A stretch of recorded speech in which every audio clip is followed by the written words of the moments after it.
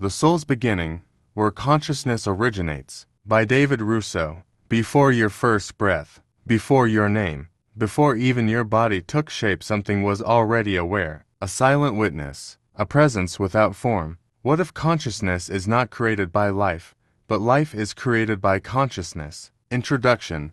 The Soul's Beginning, Where Consciousness Originates. There is a quiet mystery that lives at the center of your existence. It is not something you can touch, measure, or fully explain, yet it is the very thing through which all experience is known. Right now, as you listen to these words, there is an awareness present. It is effortless, it is constant, and it has been with you for as long as you can remember. But where did it come from? Long before you learned your name, before your first memory, before language shaped your thoughts, there was already a sense of being, a simple, undeniable knowing.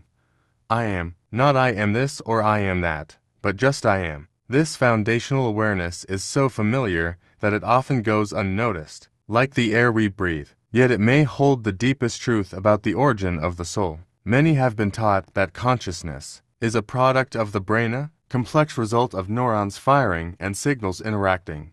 And while the brain is extraordinary, this explanation leaves something unresolved. If consciousness is merely a byproduct, why does it feel so central, so primary? Why does everything else appear within it? In this journey, we will gently question what we have assumed to be true, not to reject science or reason, but to look beyond the surface and explore what cannot be seen through instruments alone, because consciousness is not an object in the world. It is the field in which the world appears. Throughout history, mystics, philosophers, and seekers have pointed toward the same realization, that consciousness may not originate from the physical, but rather the physical arises within consciousness, that the soul is not something that begins at birth, but something timeless, something that expresses itself through life, rather than being created by it.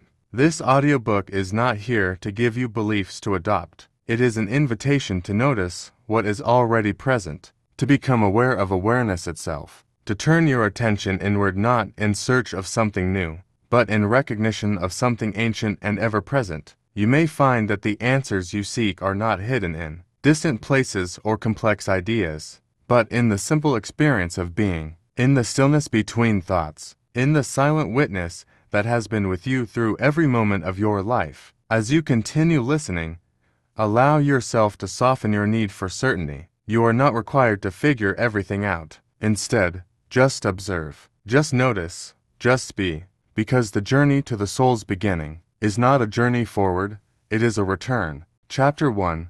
The First Awareness.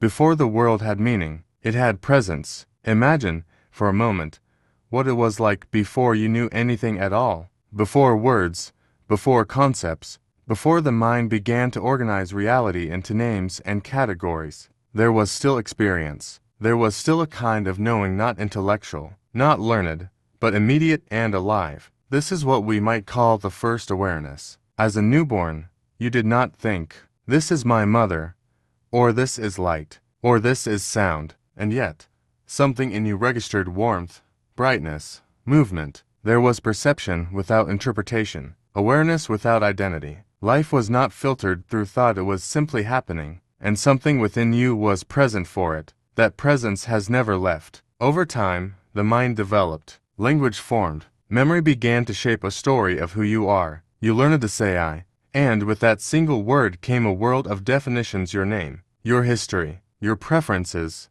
your fears. Slowly, almost invisibly, the simplicity of pure awareness became layered with identity. But underneath all of it, the first awareness remains unchanged. You can notice this even now. Close your eyes, if you like, and listen not to the meaning of these words, but to the experience of hearing. There is a silent recognition happening. You are aware, not because you are trying to be, not because you have constructed it, but because awareness is already present. Thoughts may arise commenting, analyzing, judging, but they appear within this awareness. They do not create it. This is a subtle but profound shift in understanding. We are often taught to believe that awareness is something the mind produces, as though consciousness is switched on by thinking. But if that were true, then in moments when thought quiets, during deep rest, stillness, or simple observation awareness would disappear, and yet, it does not. In fact, it often becomes more vivid. This suggests something extraordinary. Awareness exists before thought, not because of it. The first awareness is not something you need to find or create. It is not hidden or distant. It is the most intimate aspect of your experience, the one thing you cannot step outside of. Everything you see, feel, or think appears within it, and yet, because it is always here, it is often overlooked, like the background of a painting. It supports everything but rarely draws attention to itself. But when you begin to notice it, when you gently shift your attention from the objects of awareness to awareness itself, you may begin to sense something deeper, a quiet stability, a presence that does not come and go. This is the beginning of a different kind of seeing, not seeing the world more clearly, but seeing the source from which all seeing arises. The first awareness is not a memory from the past. It is not something you left behind in childhood. It is here, now unchanged, untouched by time, and as you begin to recognize it, you may realize what you have been searching for has been present from the very beginning. Chapter 2. The Illusion of the Mind. The mind is a remarkable instrument. It can imagine worlds, solve problems, replay memories, and anticipate the future. It gives structure to experience, language to expression, and identity to the individual. And yet, for all its brilliance, the mind holds a subtle illusion, one so convincing that it often goes unquestioned. It suggests that it is you. From an early age, thoughts begin to form a narrative. This is who I am. This is what I believe. This is what I fear. Over time, this internal voice becomes so familiar, so constant, that it feels inseparable from your sense of self. But, if you look closely, something curious begins to emerge. You can observe your thoughts. Right now, as you listen, thoughts may be appearing, agreeing, questioning, drifting, returning, and yet, there is something noticing them, something aware of the thinking. If the mind were truly who you are, how could you stand apart from it, even for a moment, and witness its activity? This simple observation opens a profound doorway. Thoughts arise on their own. You do not decide each one in advance. They come and go, often unpredictably, like clouds passing through the sky. Some are light and passing, others heavy and persistent. But no matter their nature, they share one quality: they are temporary. Awareness, however, is not. This is where the illusion begins to soften. The mind creates movement, constant, restless, ever-changing. It tells stories, forms judgments, and assigns meaning. But awareness remains still, silently present behind it all. The mistake is not that the mind exists, but that we mistake its activity for our identity. Consider this. If a thought says, "I am not enough," does that make it true? Or is it simply a thought appearing in awareness? If another thought says, "Everything is going to be fine," does that define reality? Or is it just another passing formation? The mind speaks in certainty, but it does not hold truth in itself. It reflects conditioning, memory, and perception, not the essence of who you are. When you begin to see this clearly, something shifts. You no longer have to follow every thought or believe every story. You can allow the mind to function, useful, intelligent, necessary, without being controlled by it. This does not mean silencing the mind or rejecting it. The goal is not to fight thought, but to understand its place. The mind is a tool, not the source of consciousness. It operates within awareness, not the other way around. And in moments when the mind becomes quiet, when the stream of thoughts slows, even briefly, you may notice something unexpected. You are still here, present, aware, whole. Nothing essential is lost when thinking fades. In fact, something deeper becomes more visible. The illusion of the mind is not that it exists, but that it claims ownership of awareness. It says, "I am the thinker, therefore I am." But perhaps the truth is simpler and far more profound. Thinking happens because you are. Chapter 3. The Body as a Vessel. The body feels so immediate, so tangible, that it is easy to assume it is the foundation of who we are. You can see it, touch it, measure it. It moves when you decide to move. It reacts to the world in ways that seem deeply personal. And yet, if you look more closely, the relationship between the body and consciousness begins to reveal something far more subtle. The body is experienced, but what is it that experiences it? Right now, you can feel sensations, perhaps the weight of your body, the rhythm of your breath, the contact between your hands, and whatever they rest upon. These sensations are vivid, real, undeniable, but they are also being noticed. They appear within awareness, just like thoughts and emotions do. This raises a quiet but powerful question. If the body is something you can observe, can it truly be the source of the one who is observing? From a physical perspective, the body is made of countless processes working in harmony, cells regenerating,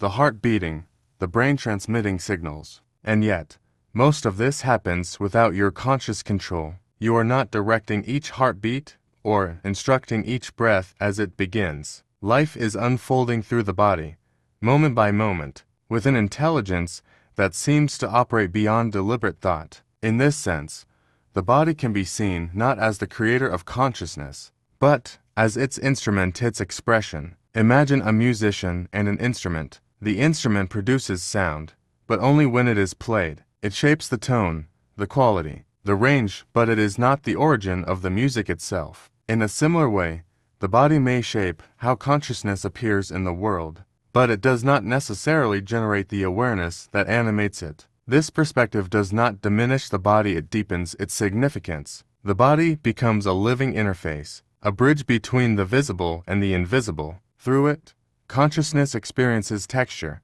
movement, sensation, and form. It allows the formless to interact with the physical world, and yet, awareness is not limited to the boundaries of the body. Close your eyes for a moment and notice your sense of being. Does your awareness have a shape, a size? Is it confined to your hands, your face, your chest, or does it feel open, spacious, without clear edges? The body exists within awareness, not the other way around. This realization can begin to soften the rigid sense of identification. Instead of I am this body, there may be a shift toward I am aware of this body. The difference is subtle, but transformative. It creates space between the observer and the physical form, and in that space, something becomes clear. The body changes, it ages, adapts, heals, and eventually returns to the elements from which it came.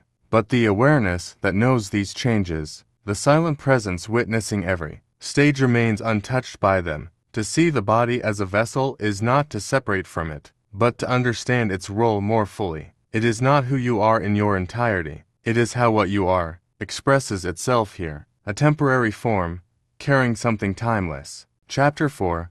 The Silence Beneath Thought. Beneath the constant movement of the mind, there is a quiet that does not come and go. It is not created by effort, and it does not depend on circumstances. It is always present, subtle, steady, and often overlooked. Most of the time, our attention is captured by thought. One idea leads to another, one memory blends into the next, and the mind creates a continuous stream of inner dialogue. This activity can feel so immersive that it seems like the entirety of our experience. But every now and then, there is a pause, a brief gap. Perhaps it happens when you watch the sky at dusk, or when you become absorbed in a simple moment, the sound of rain, the rhythm of your breath, the stillness of early morning. For an instant, thought recedes, and in that space, something else becomes noticeable. Not emptiness, but presence. This is the silence beneath thought. It is important to understand that this silence is not the absence of something.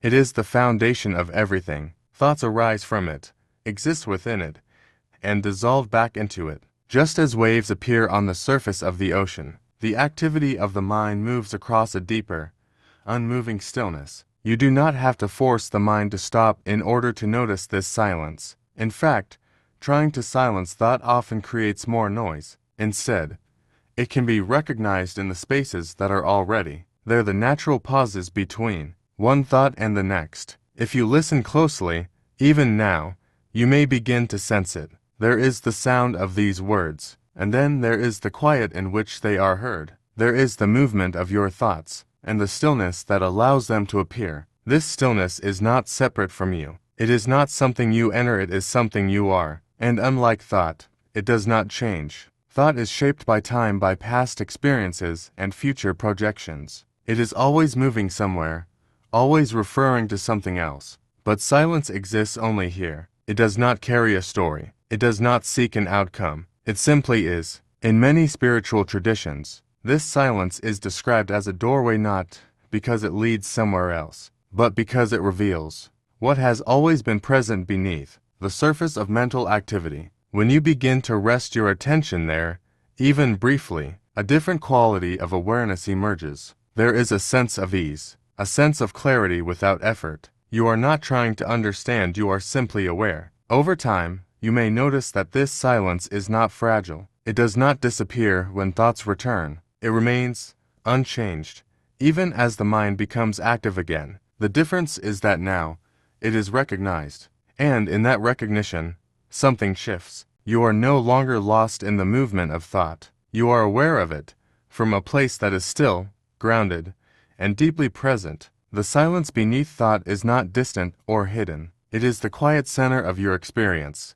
always here, always available, not something to achieve, but something to notice. Chapter 5: The Eternal Witness. There is something within you that has never changed. It has been present through every stage of your life, through childhood, through growth, through every joy and every difficulty. Your body has transformed, your thoughts have evolved, your beliefs have shifted, sometimes completely, and yet, despite all of this change, there remains a quiet continuity, a sense that you have always been here to experience it all. This enduring presence is what we might call the eternal witness. It does not speak in words, and it does not announce itself. In fact, it is so subtle that it is often overlooked entirely, but it is always there, noticing, observing, aware of whatever arises in your experience, without becoming entangled in it. Think back to a memory from years ago, perhaps a moment from your childhood. The details may be distant or faded,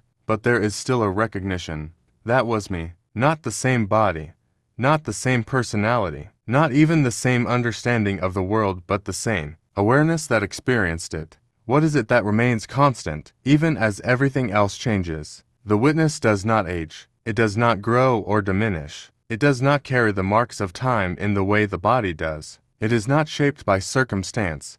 Even though it is aware of every circumstance, it simply observes steady, unchanging, present. This can be difficult for the mind to grasp, because the mind is accustomed to identifying with movement, with stories, roles, and experiences. It defines the self based on what has happened and what might happen. But the witness exists outside of that narrative. It does not depend on a past or a future. It exists only now. You can begin to notice this directly. As thoughts arise, there is something that sees them. As emotions move through you, there is something that is aware of their presence, even in moments of confusion or intensity. The witness is not confused or overwhelmed. It is simply aware that confusion or intensity is occurring. It does not resist. It does not cling. It does not judge. This does not mean the witness is distant or detached in a cold sense. It is deeply intimate, closer than any thought or feeling. It is the very space in which all experience unfolds.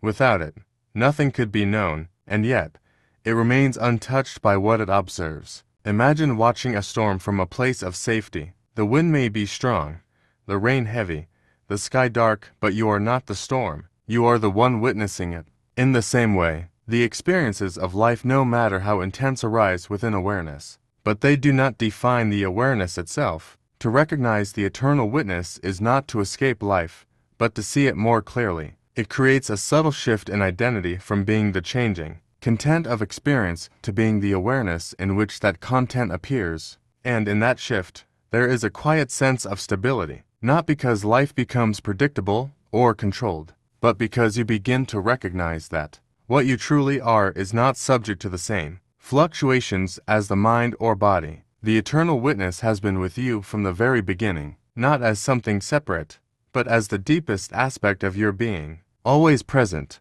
always aware, always still. Chapter 6: Beyond Time and Space. Time feels like the framework that organizes everything we know. We divide existence into years, mark events by moments, and arrange memory into a sequence of what came before and what follows after. Space appears just as unquestionable. We find ourselves located here rather than there, contained within a body that moves through an expansive physical world. These dimensions seem so basic to reality that they are rarely examined, yet when consciousness is closely observed, it does not seem to align neatly with either. Awareness does not behave like a physical object moving through coordinates. It does not shift from one location to another, nor does it visibly age alongside the body. There is no identifiable point where awareness begins, and no clear boundary where it ends. Despite this, its presence is undeniable and immediate. This raises a deeper question. Is consciousness actually confined by time and space?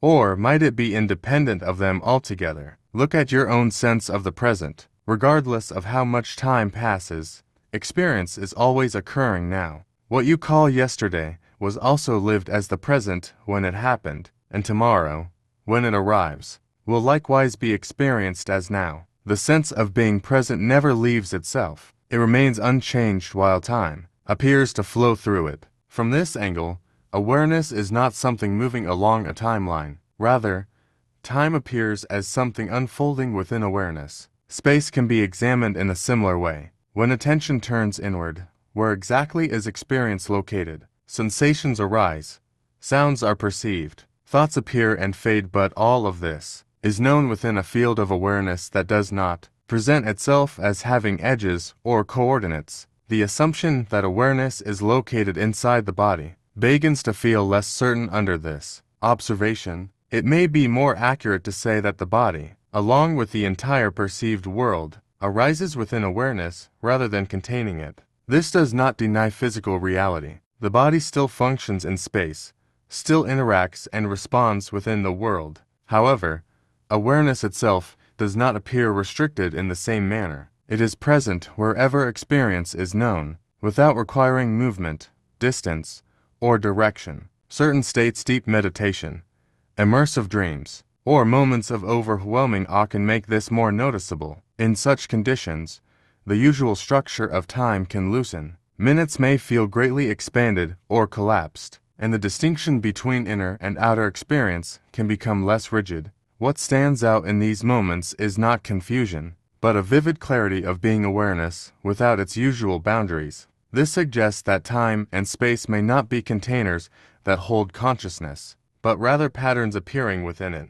They function as organizing structures of experience rather than the foundation of awareness itself. Exploring this does not require rejecting ordinary life. You continue to operate within time and navigate space as before, but something subtle changes inwardly. The sense that you are limited by these dimensions begins to soften. There is a still presence within you that does not move with time, a knowing that does not occupy a fixed location. It is simply here now, not as a point within a system, but as the field in which both time and space are experienced. And as this becomes clearer, the question of where things originate begins to shift, because what lies beyond time may not have a beginning in the way we usually understand it. Chapter 7: The Soul as Source. The soul is often thought of as something we possess, a subtle inner essence located somewhere within the mind or body. It is described as deeply personal, tied to individuality, and sometimes imagined as vulnerable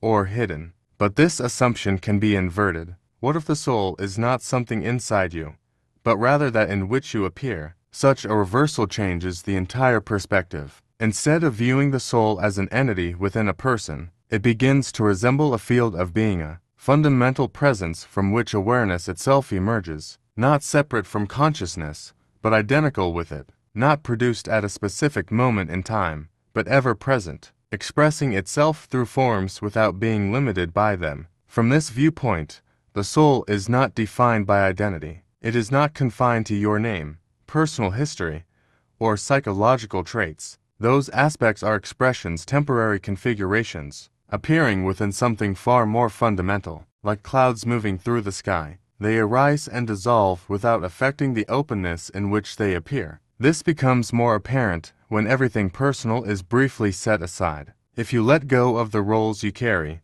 the narratives you hold, and the labels that define you, what remains? Even then, there is still a clear sense of being, a simple awareness of existence that does not depend on interpretation or story. That presence is not hollow. It is vivid, conscious, and quietly whole. Many traditions point toward this recognition when speaking of the soul, not as a distant or mystical object, but as the immediate essence of being itself. It is not something to be achieved or attained. It is already present, prior to thought, prior to identity, prior to effort. Yet it is easily overlooked because attention is usually drawn outward into thought, activity, memory, and identity. The simplicity of this presence can feel too immediate to notice, as if it were hidden by its very closeness. When attention turns inward not in search of something new, but in silent recognition, this underlying reality becomes clearer. There is a depth that does not depend on circumstance, a stillness that does not need maintenance, a clarity that requires no explanation. From here, the idea of origin begins to transform. The soul is not something that begins at birth or disappears at death. It is not confined to the span of an individual life. Instead, it appears as the source from which experience itself unfolds, the ground in which all phenomena rise. The body appears and eventually disappears. Thoughts come and go. Identities form and dissolve over time. Yet the awareness that knows all of this, the silent, witnessing presence, remains unchanged. To recognize the soul as source is not to adopt a belief system, but to notice what is already directly evident. It is a quiet realization that does not rely on language. You are not separate from the awareness you seek. You are not contained within the soul. Rather, the soul is the open field in which your entire experience arises, boundless, stable, and complete. And in that recognition, something naturally settles. Not because anything has been gained, but because what was never missing is finally seen. Chapter 8. The Unity of All Awareness. At first, awareness feels personal. It seems to belong to you, to your body, your mind, your individual experience. It appears separate from others, divided into countless perspectives, each living within its own private world. This sense of separation feels natural, even unquestionable. But when you begin to look more deeply, the boundaries of awareness become less clear. You can notice your thoughts, your emotions, your sensations, but can you find the edge of the awareness in which they appear? Is there a line where your awareness ends and another's begins? Or is that distinction created by the mind, shaped by the differences in bodies, histories, and identities? The idea of separate consciousnesses may be more about perspective than reality. Imagine light passing through different windows. Each window has its own shape, its own color, its own texture. The light appears different depending on the window,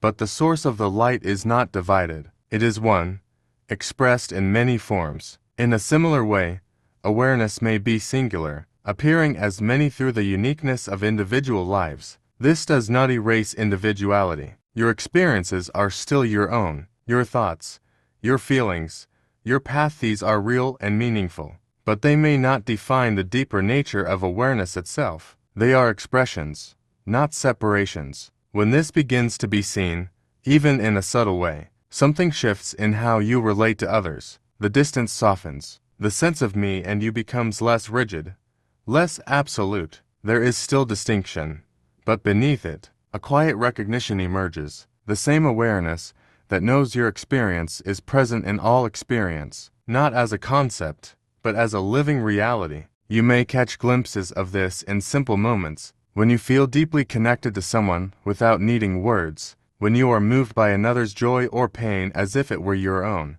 or when you stand in nature and feel a sense of belonging that goes beyond identity. These are not coincidences, they are reflections of a deeper unity. The mind tends to focus on difference and what separates one person from another. But awareness that does not divide itself. It is whole, even as it appears in countless forms. To explore this is not to lose yourself, but to see yourself more clearly, not as an isolated entity, but as part of something seamless and interconnected. The same presence that has been with you since the beginning is not limited to you. It is the same presence looking through every set of eyes, listening through every ear, experiencing life from every angle.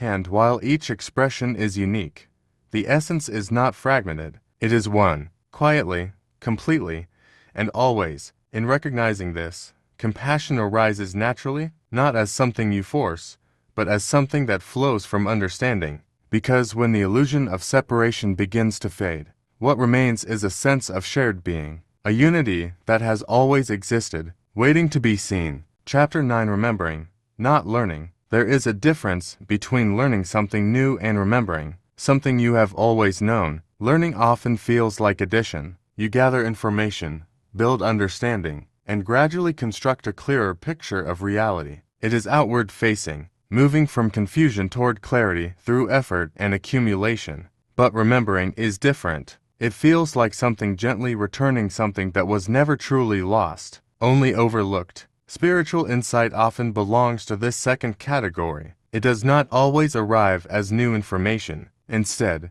it can feel like a soft recognition, as if something within you quietly says, "Yes, I knew this in a deeper way already," not in the sense of intellectual knowledge, but as a felt truth that resonates beyond thought. This is why profound realizations are often difficult to explain. They are not fully contained in language. Words can point toward them, but they cannot replace the direct experience itself. You may have noticed this in moments of stillness when a simple truth becomes suddenly obvious without effort, not because you figured it out, but because something in you relaxed enough to see it clearly. This is remembering. It is not about acquiring a new belief system or adopting a new identity. In fact, it often involves letting go of the need to define yourself through ideas altogether. What remains is something simpler, more immediate, the direct experience of being aware. And this awareness does not feel foreign. It feels familiar, like something that has always been present in the background of every moment of your life, regardless of what you were thinking or doing. It is not shaped by your past experiences, yet it has witnessed every one of them. Because of this, many traditions suggest that awakening is not a journey outward, but inward, not towards something unfamiliar, but toward what is already here. The challenge is that the mind tends to overlook what is constant. It is drawn to change, contrast, and novelty. So the most essential aspect of experience awareness itself can remain unnoticed, simply because it never leaves. It is like searching for your own eyes. Everything you see depends on them, yet you cannot turn them into an object of sight. In the same way, consciousness is not something you can step outside of and observe. It is the very space in which observation happens. To remember, this is not a dramatic event. It is often quiet, subtle, almost unremarkable on the surface, but its implications are profound, because once it is seen, even faintly, the search begins to soften. You realize you are not trying to become something new. You are recognizing what has always been present. The sense of being lost begins to dissolve, not because something external has been found, but because the idea of being separate from awareness starts to fade. And in that fading, something steady remains, not as an achievement, not as a destination, but as the simplest fact of experience. You are already here, already aware, already whole. This is not learning. It is remembering what you never truly forgot. Chapter 10.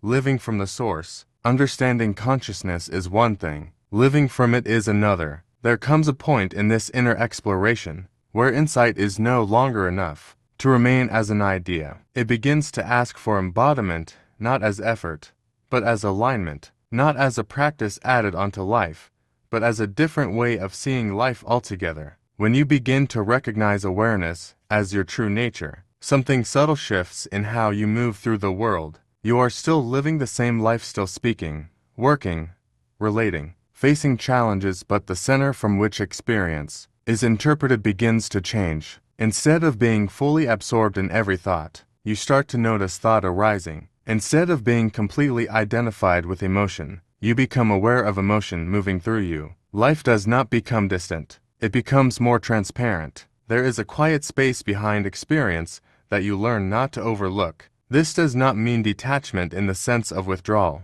It is not about disconnecting from life or becoming indifferent. Rather, it is a deeper form of participation, one that is not carried away by every wave of thought or feeling. When you live from the level of mind alone, life often feels reactive. Thoughts trigger emotions, emotions trigger actions, and identity becomes shaped by circumstances. But when awareness becomes the reference point, something steadier emerges beneath it all. You begin to respond rather than react. There is a moment of pause, not forced, but natural, where you are aware before you act. In that space, clarity can arise. Choices are no longer made entirely from habit or conditioning, but from presence. Over time, this changes how you experience even difficulty. Challenges still come, but they are no longer defining. Emotions still move, but they are no longer overwhelming in the same way. There is a background of stillness that remains untouched by the surface of experience. This stillness is not something you create. It is something you recognize and allow. And in allowing it, life becomes less about control and more about presence, less about becoming someone, and more about being aware of what already is. You may notice that joy begins to feel simpler, not dependent on outcomes, but arising naturally in moments of clarity and connection. Even ordinary experiences, walking, breathing, listening, can carry a quiet depth when they are met without distraction. Living from the source is not a special state reserved for rare moments. It is a subtle shift in orientation, from being lost in experience to being aware of experience, from identifying with the wave to recognizing the ocean, and gradually, something fundamental becomes clearer. You are not trying to reach awareness, you are learning to notice that you never left it. It has been here in every moment and changing, silent, present. And from this recognition, life does not end or diminish. It continues, but it is seen differently, not as something happening to you, but as something happening within what you are. Conclusion: the timeless you. Every journey of understanding eventually arrives at a quiet place, not a place filled with answers, but one where the need for constant searching begins to soften. After exploring the nature of thought, body, silence, awareness, and the soul, something simple remains. You are here, aware, present, and undeniably alive in this moment. Throughout this exploration, we have pointed again and again toward the same essential truth in different forms, that consciousness is not merely something you possess, but something you are, that beneath the movement of thought, there is stillness. Beneath identity, there is awareness. Beneath time and space, there is presence that does not change. And now, perhaps, these are no longer just ideas. They are becoming something closer to recognition, not because something new has been added to you, but because something unnecessary has been seen through. The layers of assumption, the identification with passing thoughts, the belief that you are limited to a body, or a name, all of these begin to loosen when seen clearly. What remains is not empty, it is quietly complete. There is a tendency of the mind to seek an ending point, a final conclusion that can be held onto. But what you are cannot be contained in a conclusion. It is not a concept that begins or ends. It is the space in which all beginnings and endings appear. Life continues, thoughts continue, experiences continue, change continues. But something within you no longer depends entirely on the movement of these things for a sense of being. There is a recognition that you do not need to become awareness. You are already that which is aware. This realization does not remove the world. It does not erase your individuality or your experiences. Instead, it brings a deeper clarity into them. The world is still here, but it is seen from a quieter place within you, a place that does not grasp or resist, but simply witnesses. And in that witnessing, there is a natural sense of peace, not as an achievement, but as what remains when nothing is being added to it. If there is a final understanding to be taken from this journey, it is not something to hold tightly. It is something to rest into. You are not the passing story. You are not the changing mind. You are not even the role you play in the world. You are the awareness in which all of these appear, timeless, unmoving, always present. And as this recognition deepens, even slightly, life is no longer something you are trying to reach or solve. It becomes something you are simply aware of. And in that awareness, nothing essential has ever been missing.